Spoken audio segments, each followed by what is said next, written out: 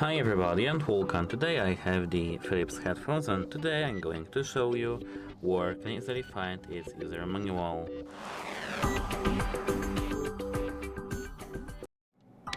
And first we have to enter our web browser and search for Philips TAA, not TSS, TAA, TAA for, wait a moment, 4216, difficult name, user manual, and search.